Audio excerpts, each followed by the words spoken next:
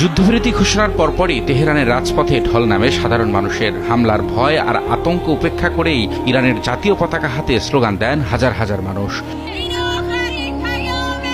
যুদ্ধে ইরান বিজয় অর্জন করেছে দাবি করে উচ্ছ্বাস প্রকাশ করেন তারা। বলেন, ডোনাল্ড ট্রাম্পের কোনো হুমকির কাছেই মাথা নত করেনি তেহরান।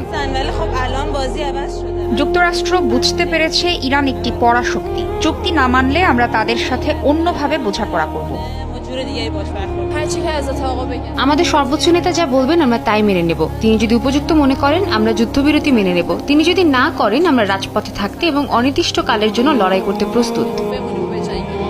এর আগে পারস্য সভ্যতা ধ্বংসের হুমকি দিলেও কয়েক ঘন্টা পরেই ইরানের 2 সপ্তাহের জন্য হামলা বন্ধের ঘোষণা দেন ডোনাল্ড ট্রাম্প। পাকিস্তানের প্রধানমন্ত্রী শাহবাজ শরীফ ও ফিল্ড মার্শাল আসিম মুনিরের অনুরোধ ও ইরানের পক্ষ থেকে পাওয়া 10 দফার একটি প্রস্তাবের ভিত্তিতে হামলা স্থগিত করা হয়েছে বলে জানান তিনি। পরে যুদ্ধবিরতির সম্মতির কথা জানায় ইরানও। দেশটির পররাষ্ট্রমন্ত্রী আব্বাস আরাকচি জানান, 2 সপ্তাহের এই যুদ্ধবিরতিতে ইরানের সামরিক বাহিনীর সঙ্গে সমন্বয় করে এই প্রণালী দিয়ে জাহাজ চলাচল করতে পারবে। ক্লিংকার বেশি থাকলে সিমেন্ট বেশি খাটে। আনোয়ার সিমেন্ট। প্রেসিডেন্ট ট্রাম্প পাকিস্তানের প্রধানমন্ত্রী শাহবাজ শরীফ নিশ্চিত করেছেন যে এই চুক্তি লেবানন সহ মধ্যপ্রাচ্যের অন্যান্য উত্তপ্ত অঞ্চলেও কার্যকর হবে। ইসরায়েলের পক্ষ থেকে যুদ্ধবিরতি মেনে নেওয়ার কথা বলা হলেও এর সঙ্গে লেবানন অন্তর্ভুক্ত নয় বলে দাবি করেছে নেতানিয়াহু কার্যালয়।